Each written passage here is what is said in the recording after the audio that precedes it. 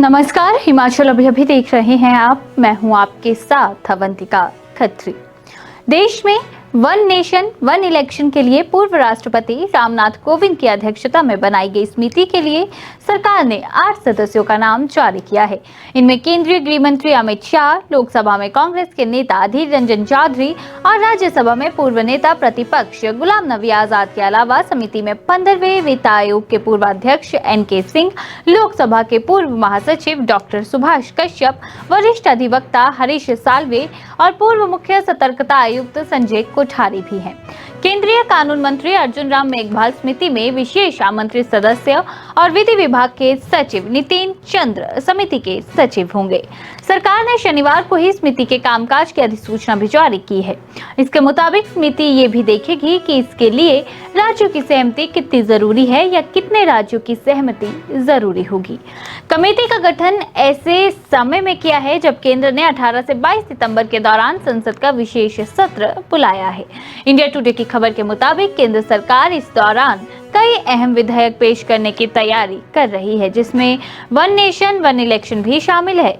आज हम one nation one election के फायदे और नुकसान के बारे में जानेंगे, लेकिन उससे पहले ये जान लेते हैं कि आखिर ये क्या है और बीजेपी के लिए इतना खास क्यों है। एक देश एक चुनाव का आइडिया देश में एक साथ चुनाव करवाए जाने से है। इसका मतलब यह है कि पूरे भारत में लोकसभा चुनाव और सभी राज्यों में विधानसभा चुनाव एक साथ होंगे। दोनों चुनावों के लिए संभवतः वोटिंग भी साथ में या फिर आसपास हो।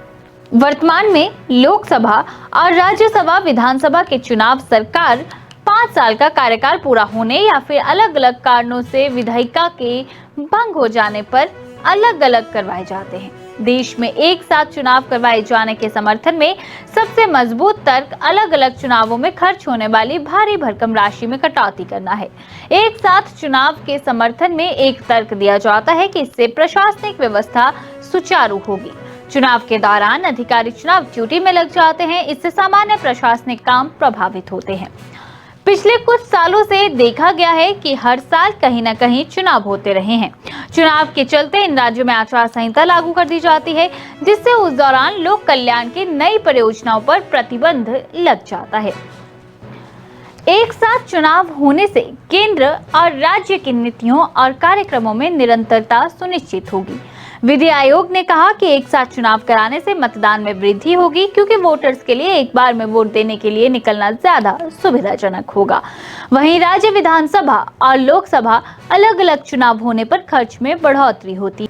शिक्षकों से लेकर सरकारी कर्मचारी की ड्यूटी इसमें लगाई जाती है।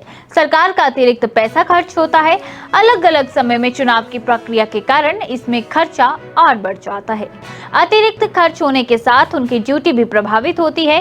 एक देश एक चुनाव के जरिए समय और पैसे दोनों की बचत हो सकती है। सरकारी कर्मचारी बिना बाधा अपनी ड्यूटी कर पाएंगे। लोकसभा और राज्यसभा चुनाव एक साथ कराए जाने के लिए संवैधानिक संशोधन करना पड़ेगा। साथ ही जनप्रतिनिधित्व अधिनियम और अन्य संसदीय प्रक्रियाओं में भी संशोधन करना होगा।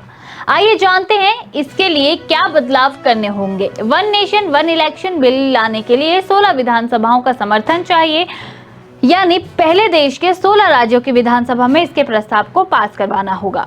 बिल जन प्रतिनिधित्व अधिनियम 1951 के तहत ही लाया जा सकता है। उसमें बदलाव करना होगा। संविधान के अनुच्छेद 83, 85, 172, 174 और 356 में 2/3 बहुमत के साथ संशोधन करना होगा। क्षेत्रीय दलों का बड़ा डर ये है कि वो अपने स्थानीय मुद्दों को मजबूती से नहीं उठा पाएंगे।